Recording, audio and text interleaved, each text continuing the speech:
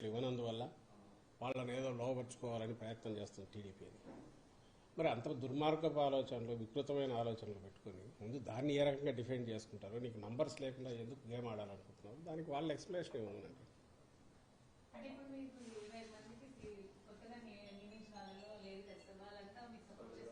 ఎందుకు చేయరమ్మా? పార్టీలో పొలిటికల్ పార్టీలో ఎమ్మెల్యే టికెట్ మార్చడము అట్లా మార్చితే దాంతోనే అందరూ పార్టీలు వదిలిపోయేటంటే ఏ రాజకీయ పార్టీ కూడా నిలవలేదు. ఎప్పుడు ఊరిద్దరు ఉండొచ్చు, దట్స్ డిఫరెంట్ ఇష్యూ. కానీ మెజారిటీ ఇన్నాళ్ళు కట్టుబడి ఉన్న వాళ్ళు ఇంకో రోజు వాళ్ళకి ఏదో ఒకటి ఉంటుంది. వాళ్ళకి ఏ రకంగా ఇది చెప్పాలి, వాళ్ళని కాన్ఫిడెన్స్ లేక ఎట్లా తీసుకోవాలనే ప్రయత్నాలు కంటిన్యూస్ జరుగుతుంటాయి. నా పాయింట్ ఒకటే, నువ్వు దొంగతనం చేయాలా, నువ్వు దాన్ని పొడచాలా, పోచి చేయాలా, ప్రలోభ పెట్టాలా, నువ్వు చేసే ప్రయత్నాలు కనుక నువ్వు మానుకుంటే అంటే తెలుగుదేశం పార్టీ అప్పుడు ఏముంటుందిగా, ప్రజాస్వామ్యం బాగుంటుంది. తెలుగుదేశం పార్టీకి రేపు కనుక ఖచ్చితంగా వాళ్ళకు వచ్చేస్తే మెజారిటీలో వాళ్ళకు ఒక సీట్ తెచ్చుకోవడానికి తగినన్ని ఉంటే పోటీ పెట్టుకోవచ్చు. ఏదో ఒకటో రెండో ఉంటే ఏదో ఆశ పెట్టుకుని ఓట్లు అవుతాను కదా. అసలు ఎక్కడ దగ్గరనే లేరు కదా, వాళ్ళే లెక్కలు వేసుకుంటున్నారు. దానికి ఎక్స్ప్లెనేషన్ వాళ్ళు ఇవ్వాలి కదా. అదేమో ప్రజాస్వామ్యబద్ధమైంది, చాలా న్యాయమైనది, వాళ్ళకు ఆ హక్కు ఉన్నట్టు, అదేదో ప్రపంచంలో ఎక్కడ లేని ఫీట్ అయినట్టు, అలాంటిది మేం చేస్తాం విన్యాసం చేస్తున్నట్టు వాళ్ళు చూపడము. ఇక్కడ ఈ పక్కేమో ఒకరిని డిస్క్వాలిఫై చేసి అది ప్యూర్లీ స్పీకర్ డిస్క్రిప్షన్, ఆయన తీసుకునే కాల్.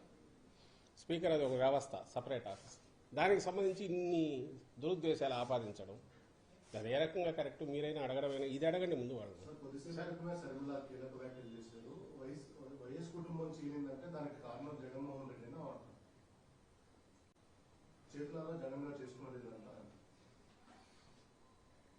షర్మిల గారు గత 4 రోజుల క్రితం 5 రోజుల క్రితం హఠాత్తుగా రాష్ట్రంలో ఇక్కడ రాజకీయ తెర మీద ప్రత్యక్షం రావడమే ఒక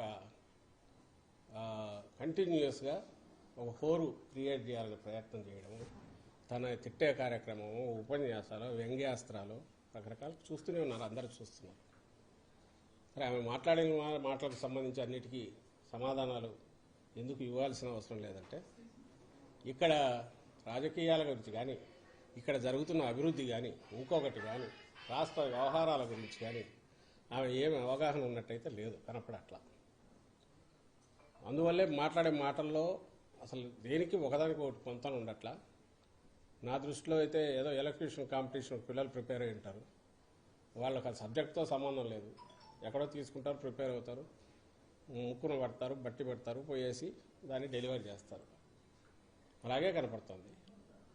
ఇకపోతే ఈ ఫ్యామిలీ దీనికి సంబంధించి ముఖ్యమంత్రి గారు నిన్న అన్న కాంటెక్స్ట్ కానీ, అంటే గతంలో అది వాస్తవం, కాంగ్రెస్ పార్టీ రాజశేఖర రెడ్డి గారి ఆశయాలను తుంగలో తొక్కి ఆయన పథకాలని పక్కకు తోసి ఆయన కోసం మరణించిన వాళ్ళ కుటుంబాలను పరామర్శించాలని ఓదార్పు యాత్ర చేపడితే అడ్డంగా దానికి నో చెప్పి దాని తర్వాత కక్ష సాధింపు చర్యలు మొదలుపెట్టి వేధిస్తున్నప్పుడు అది షర్మిలమ్మకు తెలుసు. ఫైనల్గా సోనియా గాంధీ దగ్గర కలిసినప్పుడు జగన్మోహన్ రెడ్డి గారు, విజయమ్మ గారు, షర్మిలమ్మ గారు వాళ్ళు ముగ్గురే ఉన్నారు. అక్కడ ఏం జరిగింది అనేది కూడా ఆమెకు తెలుసు. సరే, అది గతం అయిపోయిన తర్వాత అంత మాత్రాన రాజకీయ పరంగా దారులు వేరు కాకూడదని ఎవరమ్మా. ఇక్కడికి వచ్చేసరికి కుటుంబాన్ని చీల్చడం అనేది ఆయనన్న కాంటెక్స్ట్. ఆ రోజు ఎప్పుడైతే బయటకు వచ్చి పార్టీ పెట్టగానే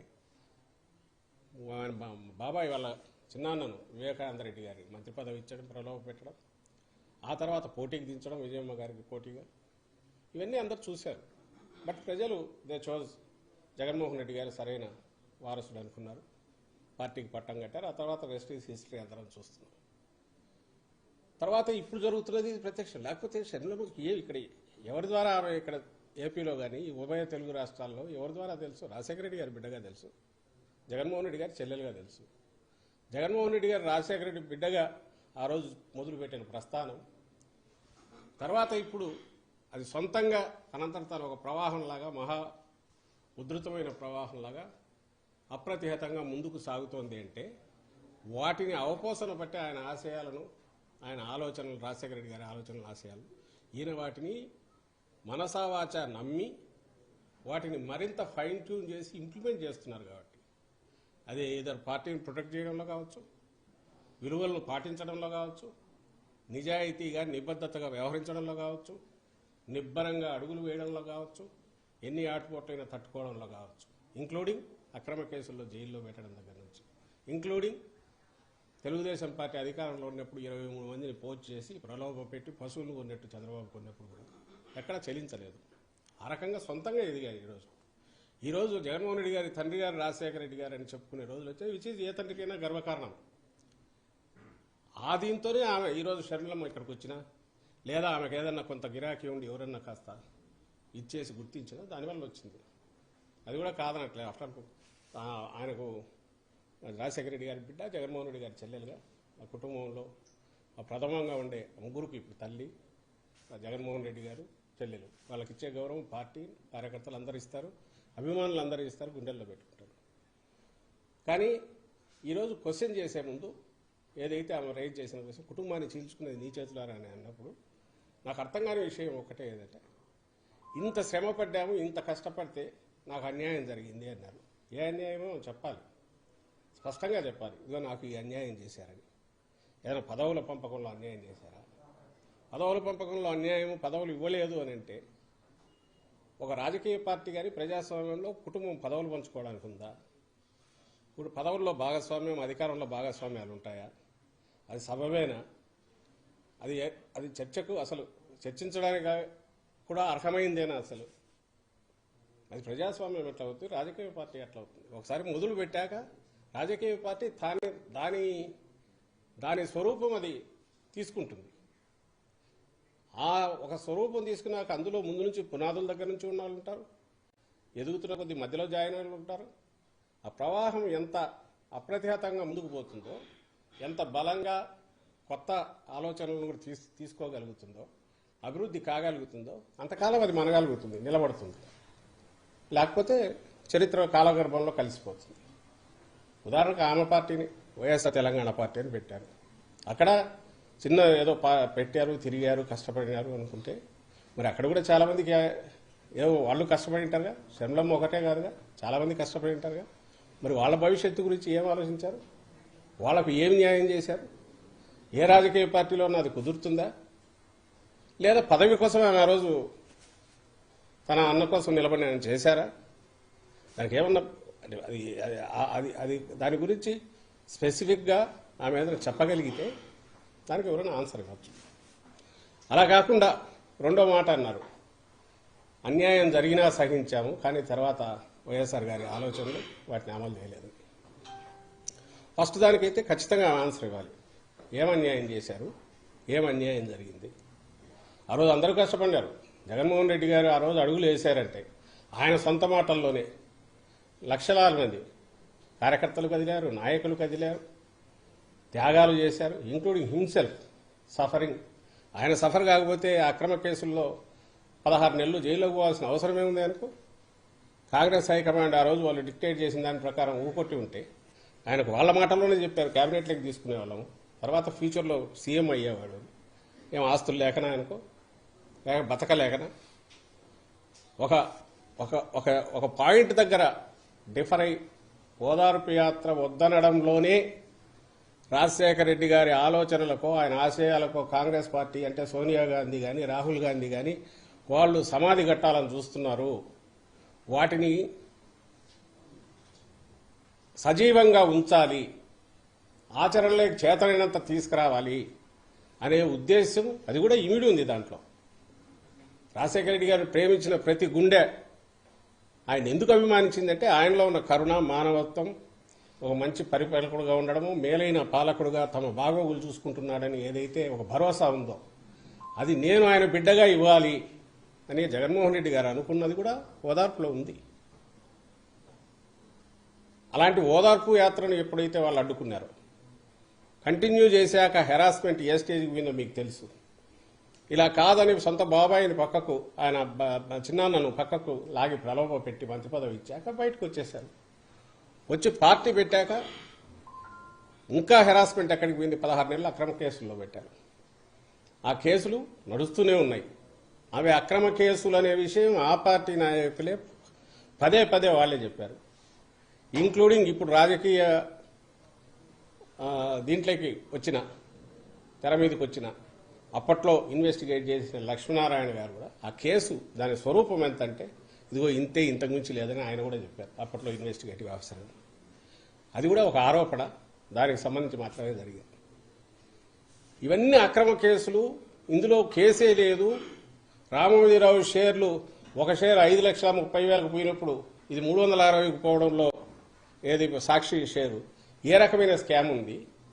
ఇచ్చేవాడు కొనేవాడి మధ్య అగ్రిమెంట్తో జరిగిన ఒక ఒప్పందంతో షేర్ ట్రాన్స్ఫర్ అయ్యి ఫిజికల్గా అసెట్స్ ఉండి రోజు లక్షలాది కాపీలు పత్రిక వస్తుంటే అది ఏ రకంగా అక్రమం అవుతుంది?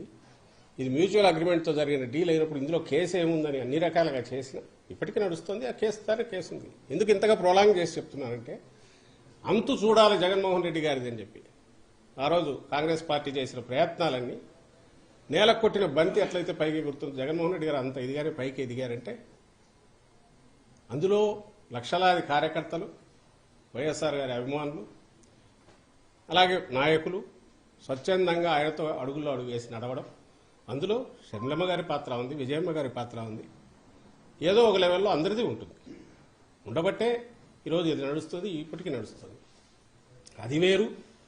రాజకీయ పార్టీగా అవతారం ఎత్తాక ఒకటి ఏదైనా వ్యవస్థ తయారయ్యాక ఆ పార్టీ అధికారంలోకి రావాలనే ప్రయత్నం చేశాక అధికారంలోకి వచ్చి నిలబడాలన్నాక ఆర్గనైజేషన్ పరంగానో ఇంకోటో న్యాయాలు చేయడము లేదా దగ్గరికి తీసుకోవడము అనేది అవి డిఫరెంట్ రకరకాల పారామీటర్స్ మీద నడుస్తుంటాయి.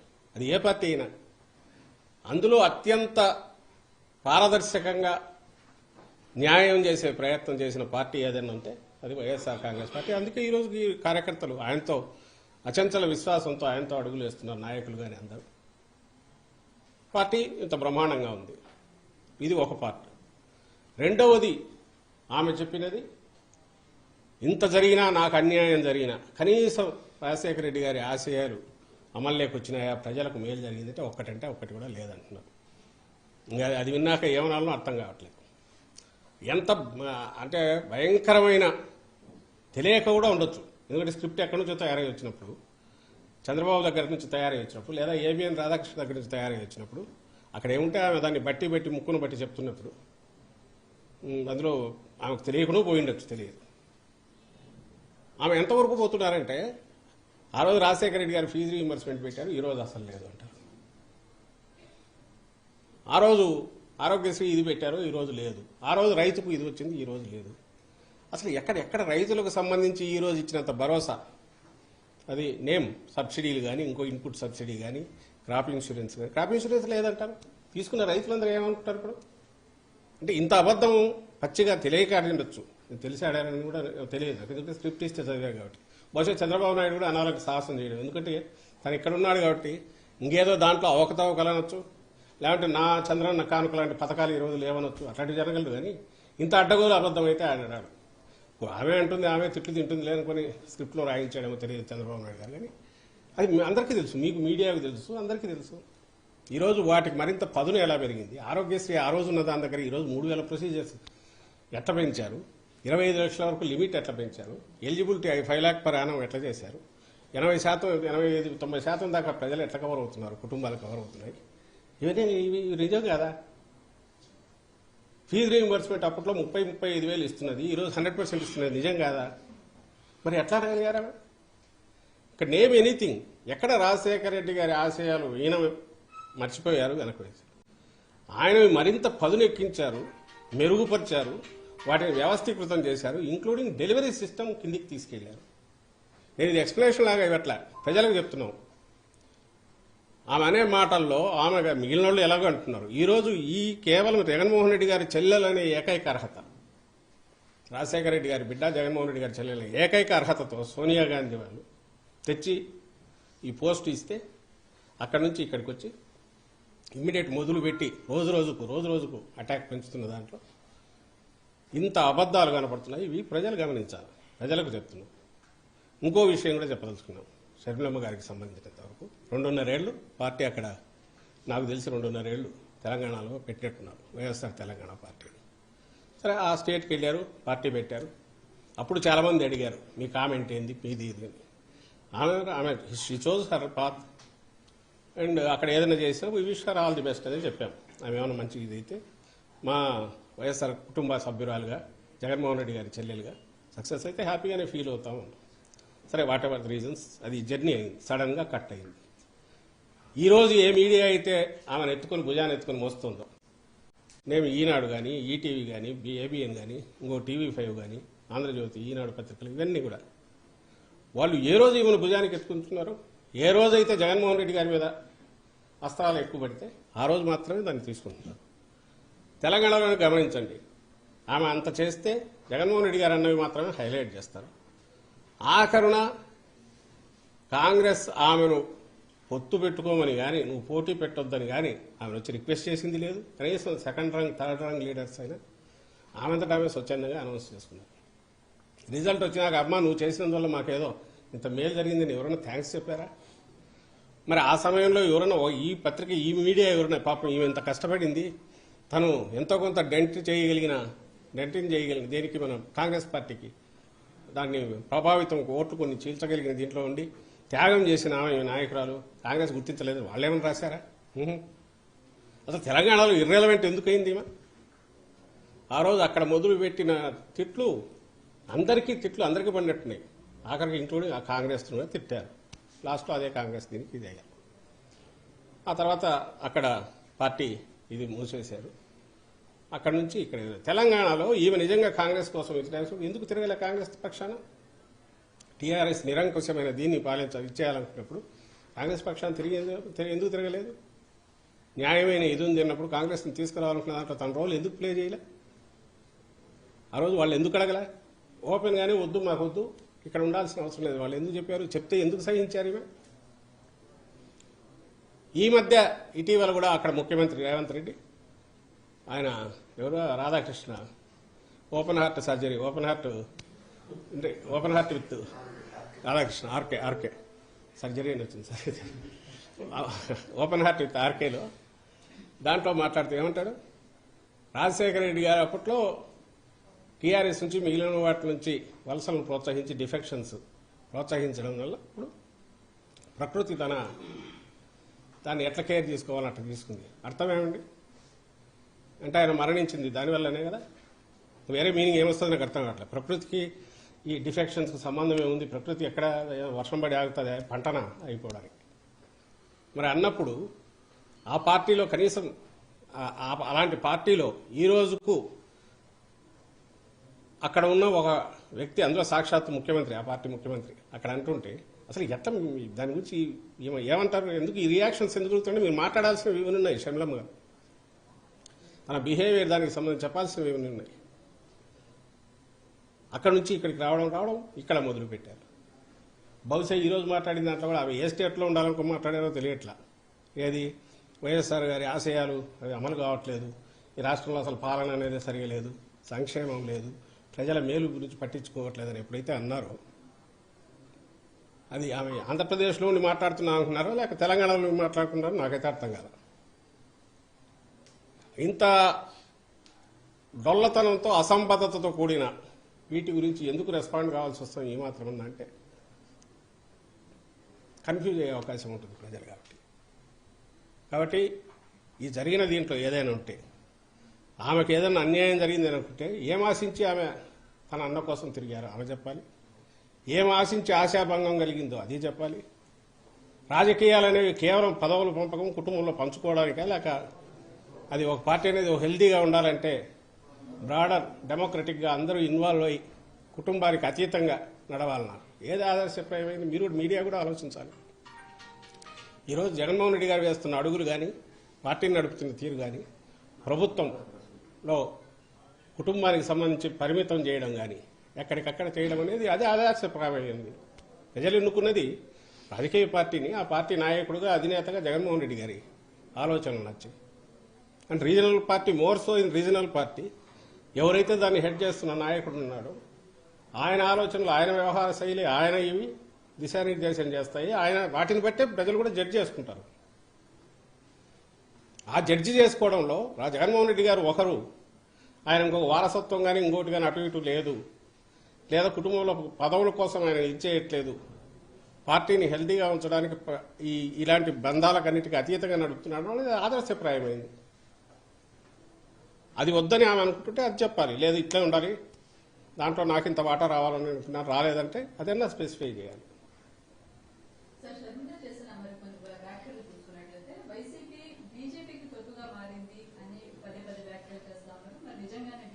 అది కూడా ఇప్పుడు వైఎస్ఆర్సీపీ ఇక్కడ భారతీయ జనతా పార్టీకి సంబంధించి ఒక స్టూజ్ లాగా ఒక తొత్తులాగా మారింది అంటే వాళ్ళకి అప్పచెప్పిందంటే ఎక్కడ ఏ దేంట్లోనో చెప్పాలిగా.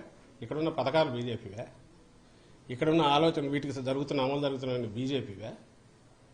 బీజేపీది ఏ రకంగా ఇదిగో ఈ స్పెసిఫిక్ దీంట్లో వాళ్లకు ఇదే అయిపోయారు. స్టీల్ ప్లాంట్కి సంబంధించినంత వరకు అది సెంట్రల్ గవర్నమెంట్కి సంబంధించింది. We can suggest, we can try to impress upon it, convince చేయడానికి చేయొచ్చు. అది ముందు నుంచి ప్రయత్నం జరుగుతుంది. ఫస్టే రాశాము.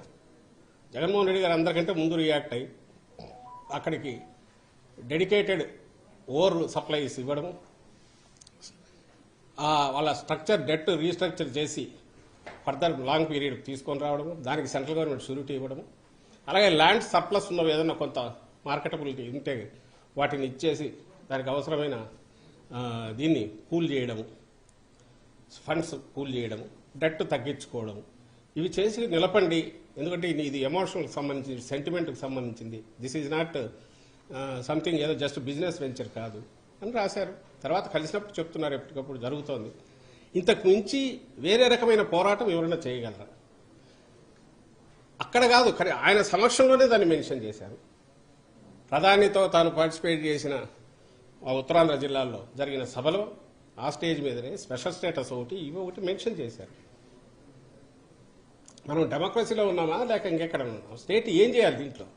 పోరాటం అనేది ఏంటి? దానికి నిర్వచనము, ఆ స్వరూపం ఎట్టుండాలో చెప్తే దాని ప్రకారం ఆలోచించవచ్చు. అవేమీ లేకుండా దాన్ని సాధించలేకపోయారు అని అంటే దానికి ఆన్సర్ ఏముంటుంది? ప్రయత్నాలు చేస్తున్నారా లేదా? ప్రయత్న లోపం ఉందా లేదా సపోర్ట్ చేశారా? పొలిటికల్ పార్టీగా ఒక స్టేట్మెంట్ ఇట్ సెల్ఫ్ దానికే వాల్యూ ఉంటుంది. పొలిటికల్ పార్టీగా ప్రైవేటైజ్ చేయడానికి వైఎస్ఆర్సీపీ పాజిటివ్గా ఉందంటూ ఎవరన్నా స్టేట్మెంట్ ఇస్తే ఎస్ అది రాంగ్ అవుతుంది. ఎందుకంటే దట్ రిఫ్లెక్ట్స్ ఎంటైర్ ఈ పార్టీ మొత్తం దీన్ని రిఫ్లెక్ట్ కాదుగా. వద్దని చెప్తున్నాము, దానికి ఏ రకంగా దాన్ని అవాయిడ్ చేయొచ్చో కూడా అడ్వైజులు ఇచ్చాము, ఇంప్రెస్ చేయడానికి ట్రై చేస్తున్నాం. అలాగే నిన్ననో ఎప్పుడో చూశాను గంగవరం పోర్టుకు సంబంధించి. గంగవరం పోర్టుకు సంబంధించి మనకున్న పర్సెంటేజ్ ఏదైతే ఉందో అది దానికి బదులుగా వచ్చిన 600 కోట్లు మిగిలిన 3 పోర్టు డెవలప్మెంట్కి ఇప్పుడు ఏదైతే 13,000 కోట్లు 14,000 కోట్లతో డెవలప్ చేస్తున్నాం, మచిలీపట్నం, రామాయపట్నం, మచిలీపట్నం, మూలపేట 3 పోర్ట్స్కు అవసరమైన మన వాటా ఏదైతే ఉందో 3,000 కోట్లలో పార్ట్గా దాన్ని తీసుకొచ్చి ఇక్కడే పెట్టారు. ఎక్కడికి పోలా. ఒకటి.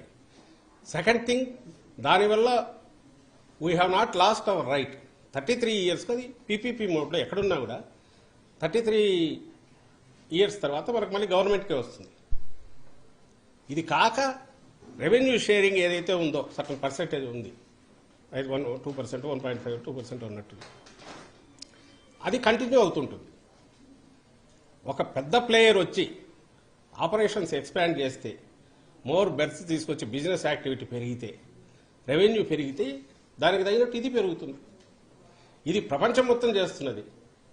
అండ్ ఇప్పుడు టేక్ ఓవర్ చేసిన గ్రూప్ పెద్ద గ్రూపు దానికి ఉన్న వాటేమంటారు ఇందులో ఈ లాజిస్టిక్ రిలేటెడ్ దీంట్లో ఉన్న ఎక్స్పర్టైజ్ కానీ ఎక్స్పీరియన్స్ కానీ లేదా ఇన్వెస్ట్మెంట్ పెట్టగలిగింది కానీ ఆల్రెడీ వాళ్ళు ఇన్వెస్ట్మెంట్ కూడా పెంచి పెద్దది చేస్తున్నారు. ఆపరేషన్స్ పెరిగే కొద్దీ ట్యాక్స్ రూపంలో పెరుగుతుంది, ఈ 2% ఇది వచ్చేది పెరుగుతుంది, స్టేట్ రెవెన్యూ ఓవరాల్ పాజిటివ్ దీంట్లోకి పోతుంది.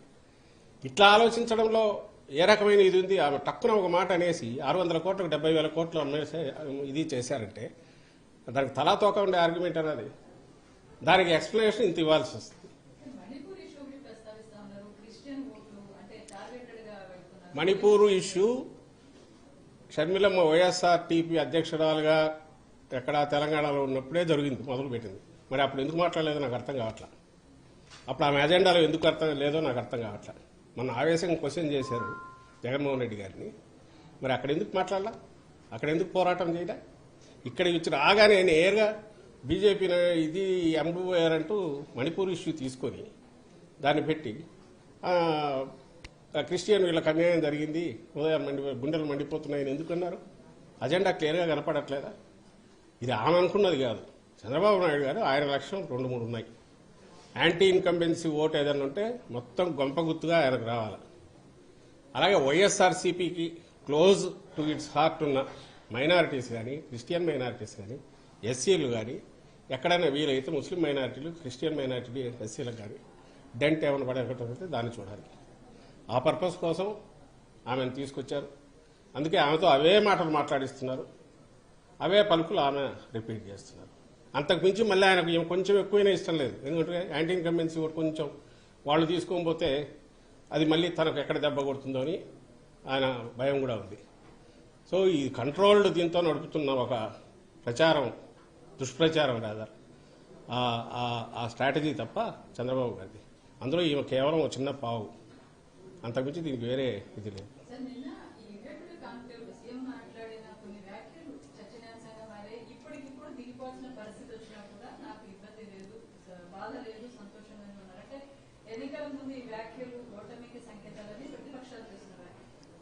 అమ్మ, జగన్మోహన్ రెడ్డి గారి విలక్షణమైన వ్యక్తిత్వం. ఆయన రాజకీయాల్లో కూడా రాజకీయ నాయకుడిగా, పార్టీ అధ్యక్షుడిగా ఏదైనా సరే ఆయన ఏది తన హక్కు అనుకోరు.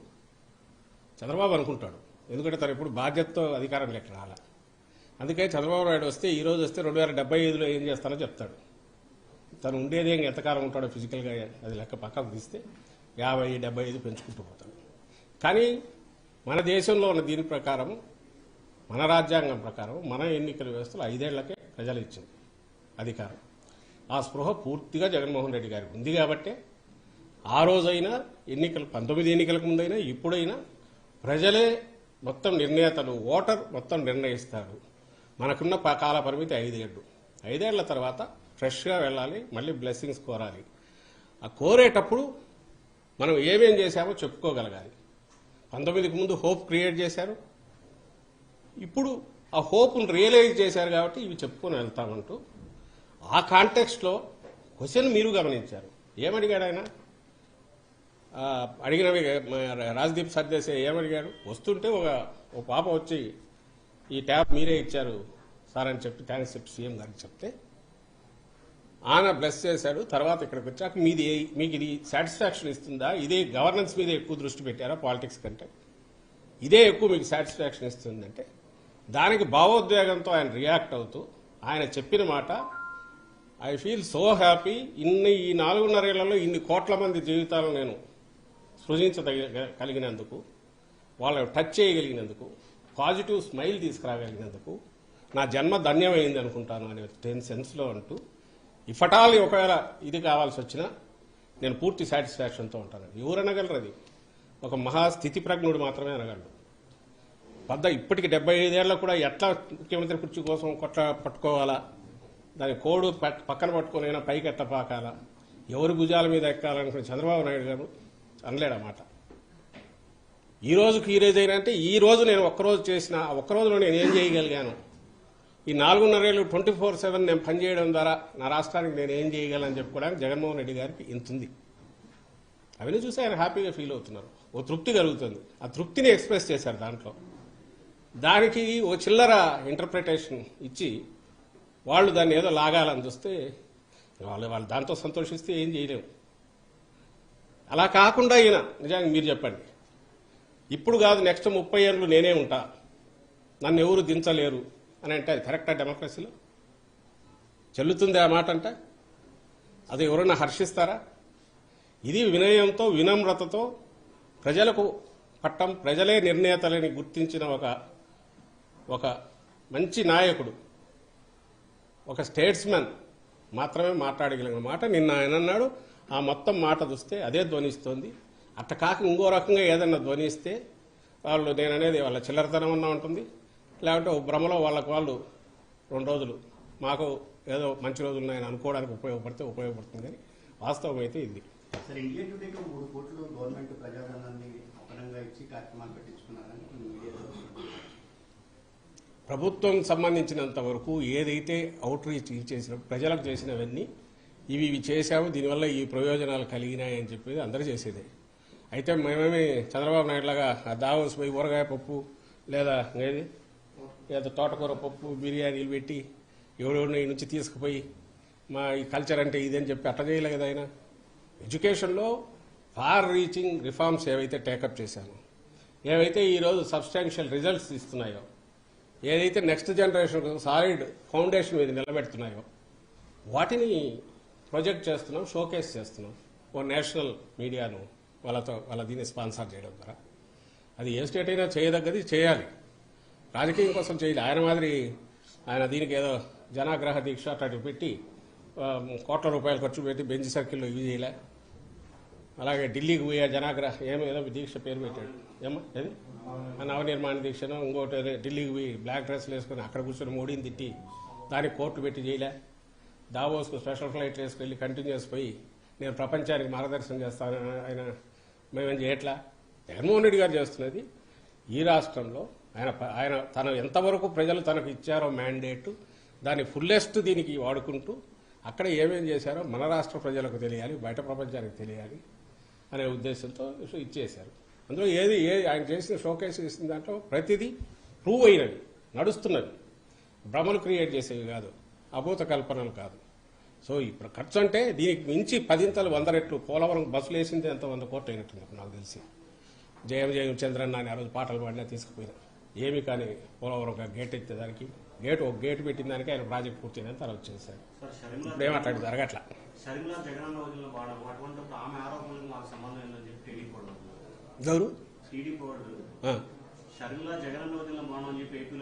మరి ఎందుకు అంత వాళ్ళ ఆక్రోశం? చంద్రబాబు తన పంతం చూసుకోవచ్చు కదా. ఆయన ఎందుకు చెల్లెలకు అన్యాయం రోడ్డు మీద పనిచేశాడు, ఇవి చేశాడని ఎందుకు మాట్లాడుతున్నాడు ఆయన? ప్లస్ ఆయన మాటతో సహా తనేమంటున్నాడో వాళ్ళ పార్టీ ఏమంటుందో అవే ఈ నోట్లోకి ఎట్లా వచ్చాయి? వాటికి ఆయన ఆన్సర్ ఇవ్వాలిగా. ఏ ఒప్పందం కుదిరింది? ఏబిఎన్ రాధాకృష్ణ కంటిన్యూస్ ఏ రకంగా మానిటర్ చేస్తున్నాడు? వాళ్ళ పేపర్లో ఎందుకు అంత కవరేజ్ వస్తుంది? సడన్గా ఈ మాటలన్నీ ఎట్లా వచ్చాయి? వీటన్నిటికీ వాళ్ళ ఎక్స్ప్లెనేషన్ ఇవ్వాలా. మాకు సంబంధం లేదని ఒక పక్కంటూ ఇదే రాజకీయాలు నిర్ణయించేట్టు నిర్దేశించేట్టు వీళ్ళ కుటుంబం దానికి సంబంధించి బయట ఎందుకు మాట్లాడాలా? మరి అంత సీనియర్ నాయకుడు కదా, ఎందుకు మాట్లాడుతున్నాడు ఆయన?